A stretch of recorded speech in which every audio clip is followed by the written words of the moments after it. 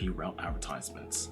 The topic that we left off at was BGP route maps.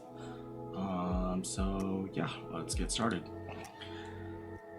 Looks like we're going to be using the same topology with R1 and R2 and their ASs 1 and 2, same subnetwork here, and same single interfaces connecting R1 and R2. And R1, there's a loopback interface of 1.1.1/24. The people from Autonomous System 2 are complaining that they are not receiving anything from AS1. To keep things interesting, I'm not going to show you the configurations, but if you don't do that, how am I going to follow along? So we have R2 is saying it's receiving no prefixes from R1. For starters, we can see that R2 is not receiving any prefixes. Do we have any filters? And to check that, we'll do a show IP protocols, pipe include filter, and doesn't look like anything is showing up. You can also verify that R1 doesn't have any distribute lists. Let's check if R1 has 1.1.1.0 in its BGP table. It looks like it does. It confirmed that R1 does have network 1.1.1/24 in its routing table, so why is it not advertising to R2? Let's see if R1 has configured anything special for its neighbor. Alright, so do show IP BGP neighbor blah blah blah. Alright, so what are we looking at? We're looking at this route map for outgoing advertisements is neighbors, so we're using a route map called neighbors. I will use show IP BGP neighbors command to see the details information of R2. We can see that a route map has been applied to R2 and it's called neighbors. Keep in mind that besides distribute lists, we can also use route maps for BGP filtering. Let's check that out. Show route map. And what we see is a match clause, IP addresses prefixes. Okay, so we want to take a look at the prefix list that has a name of prefixes. And this prefix list here, it shows a sequence of 5, and it's going to deny everything that is in that subnet 1.1.1/24. So that's probably why R2 is not getting anything. So how do we do that? How do we fix this? So we go into router BGP configurations, and we're going to cross out this statement right here where it applies a route map of neighbors to 192.168.12.2. That fixes the issue, and I don't really have to do anything because he didn't give me anything. What is the lesson learned? Make sure that there are no route maps blocking the advertisement prefixes. Okay, next section. This is iBGP split horizon. So this is a different topology, and actually, let me get that over here. Looks like there's 3 routers.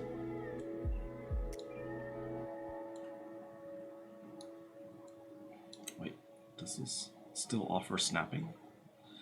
Ew, snaps are great, awesome.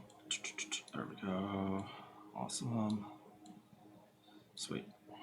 I'll connect these. Alright. Let me show these interfaces. And then I'm gonna take a snippet of this.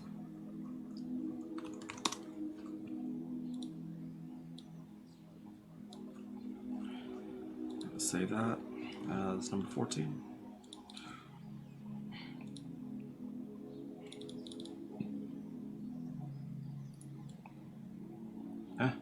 Why is it? Okay, cool. Alright, let's turn on all these nodes. Awesome. And we'll open up a terminal here, and here, and here.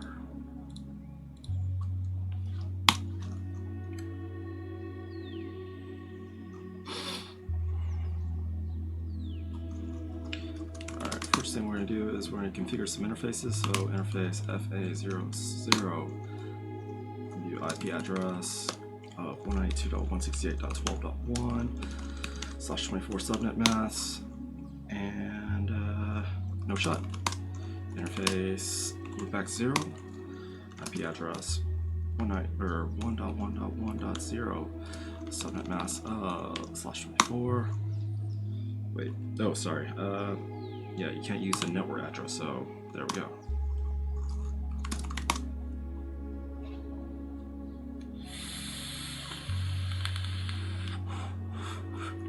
Alright, we've configured the interfaces, and let's also configure the BGP.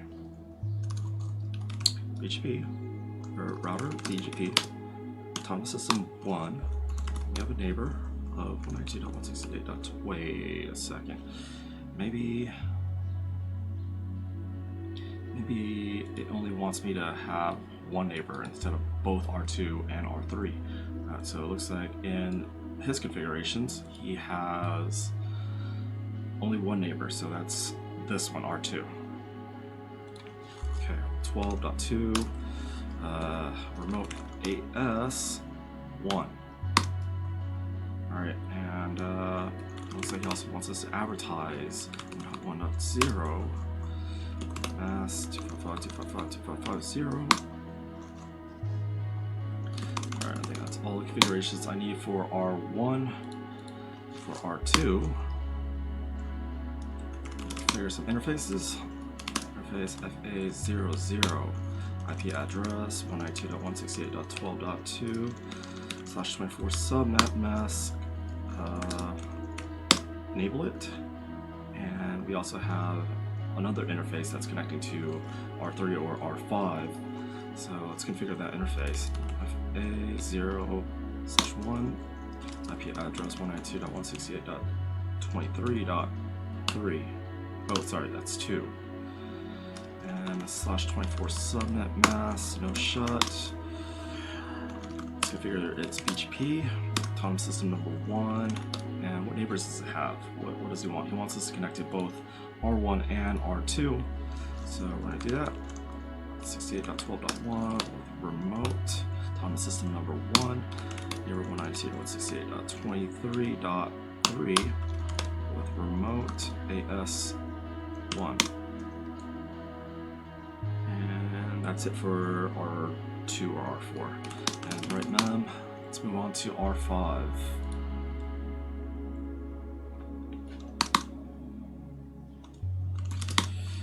We'll configure the only interface that's on R3 or R5. IP address, int of A00, IP address 192.168.23.3/24. No shut.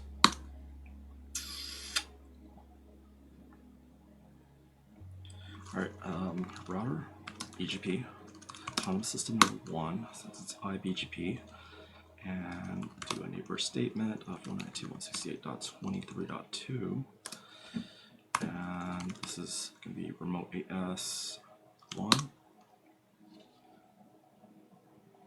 and that's it. Right now. Alright, so what's the issue with this? The neighbor adjacencies have been configured for R1. And R1 is advertising its loopback address, the network for its loopback address, and let's see if R2 or R3 have learned about it. Alright, going back to R2, should IP route BGP. Okay, it looks like it's learning it from R1, and if we go to R3 or R5, should IP route BGP. R5 is not seeing anything, and that might be because R3 or R5 does not have a route to 192.168.12/24. It doesn't have a method to get to this network, therefore it can't install this route or prefix, I think. Or is it because... No, it can't be multi-hop because that's external, I think. Let's see, what does he say? We can see networks 1.1.1/24 in the routing table of R2, but it's not showing up for R3. Technically, there is no problem. If you look closely at the BGP configurations, all three routers, you can see there's only one BGP neighbor adjacency between R1 and R2 and between R2 and R3 because of IBGP split horizon. R2 does not forward networks 1.1.1/24 towards R3. In order to fix this, we need to configure R1 and R3 to become neighbors. To accomplish this, R1 and R3 should be able to reach each other.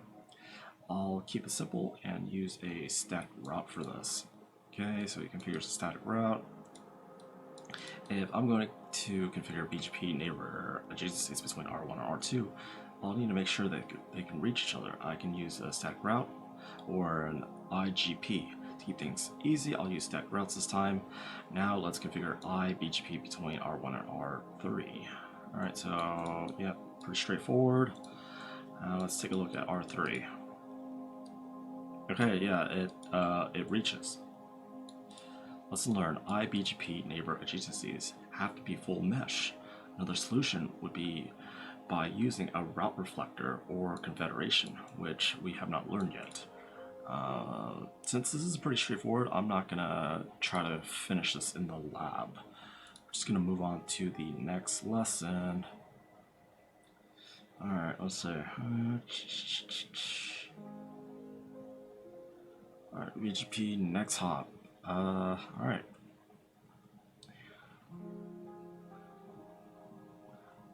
Now I have a feeling, before even reading anything on the bottom, I bet the problem is going to be that R2 cannot form an adjacency with R3 because R3 is using maybe this address to try to form a neighborhood relationship with R2. But we'll see. Yeah. No. That's accurate. So that does not look like it's going to be the issue. Because R2 is going to become neighbors with these two addresses, which is fine. You don't need multi-hop for that. Alright, let's configure these routers.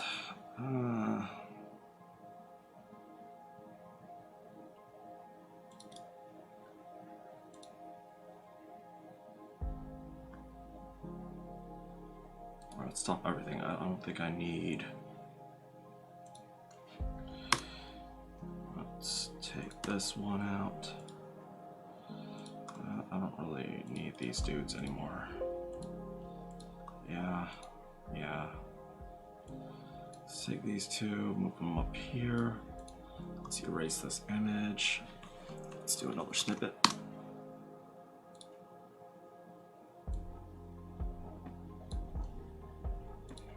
Save this, save it as 15. Over here, sorry. There we go.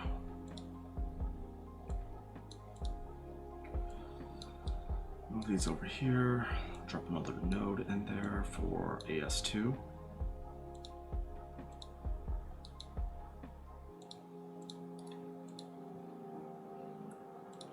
Turn everything on, and so I have to start this over, close all these up.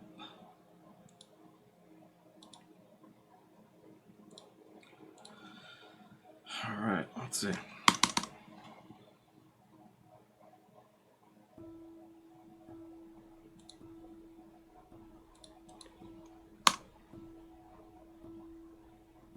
Where's my window for R5 or R3? Alright, cool, there it goes. Wow, this is gonna be confusing. Let me rename some routers to make more sense. Host name R1. Right. Host name. Oops. See. Host name R2. And host name for this is R3. Cool. So I think I'm good with R1. And should run FA000. Yep, it has the IP address that we want. Then should run section BGP. It's already configured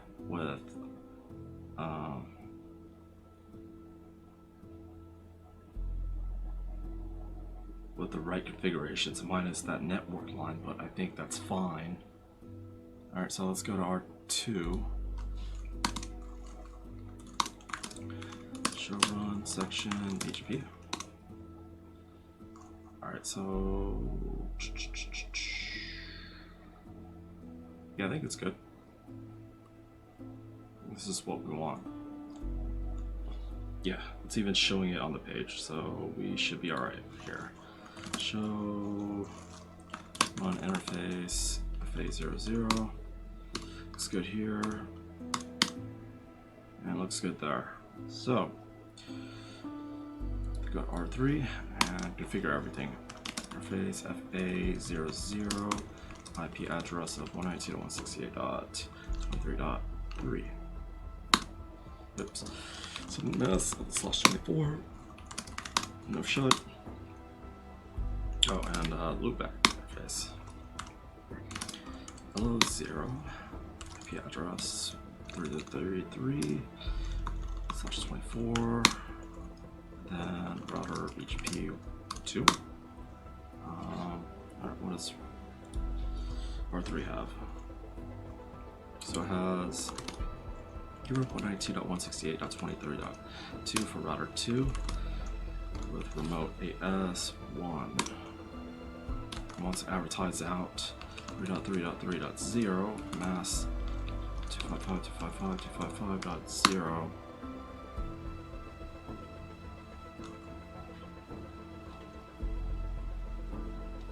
Alright. Save RAM here.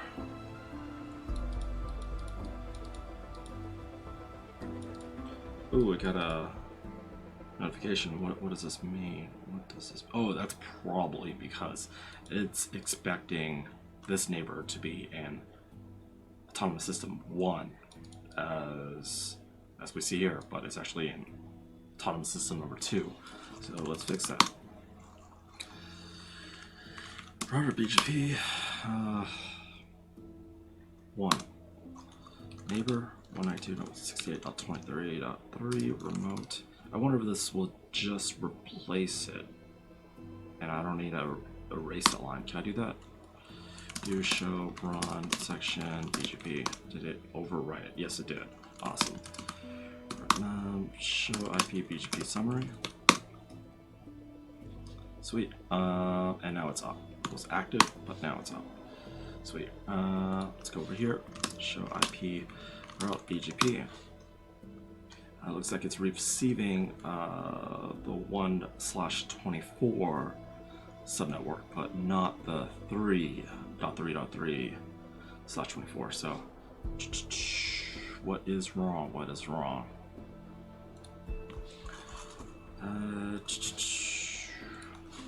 That is probably because our wait a second. Show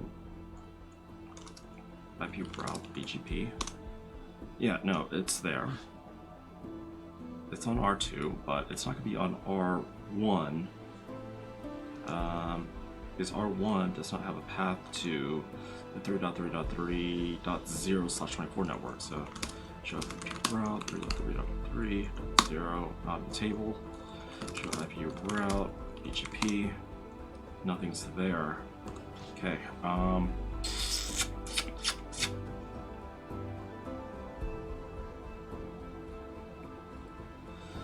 You see, it's in the BGP table, and the asterisk indicates that this is a valid route. However, I don't see the greater than symbol, which indicates the best path. For some reason, BGP is unable to install this entry in the routing table. Take a look at the next hop IP address. Is this IP address reachable? It's not. R1 has no idea how to reach 192.168.23.3. There are two ways how to solve this issue, and one is with the stack route, which is kind of boring. And the second method is to change the next hop IP address. We'll change the next hop IP address since I think you've seen enough static routes and routing protocol so far. So let's go to R2. In R2, we will configure BGP, and for the neighbor R1 with this interface 192.168.12.1, we'll do a next hop self, which tells R1 to send for the routes that R2 passes from R3. Tell R1 that to get there, I'll be the next hop. Yeah, I think that's what it does. So do that. Go back to R1, show IP route, and yeah, we'll see 3.3.3. But will it work? That's ARP. That's not looking good. That's still not looking good. And yeah, what is up? That's probably because R3 doesn't know how to reach R1, so the ping cannot return. Yep, he's having the same issue. He's trying to ping it. His ping is unsuccessful. R1 and R2 have the network 3.3.3/24 in the routing table, so we know that they know how to forward packets, the IP packets to. So let's take a look at R3. R3 does not have 192.168.12 in its routing table. So how do we fix this? R3 will receive an IP packet from destination 3.3.3 and source of R1. You can see in the routing table that it has no idea where to send the IP packets meant for 192.168.12.1. Let's change that. So in R2, what are we doing in R2? We're going to advertise where R1 is, which is on the subnetwork. Alright, let's do that. Router BGP 1 network 192.168.12.0 with a mask of /24. Oh, we were at R1. That's not good. I wonder if we should just do it on R1 and not even... Yeah, I mean, you can just do it on R1 and it'll work. Interesting how that works. Because I think this information just propagates to R2, which gets passed to R3, so I think that's how it works. And yeah, it'll work now. Even though the author configured this network statement on R2 instead of R1. Alright, problem solved. What is the lesson learned? Lesson learned is that to make sure the next hop IP address is reachable so routes can be installed in the routing table, that all required networks are reachable. These are all the BGP route advertisement issues that I have for you. I hope this has been useful. If you have any questions, feel free to leave a comment. No,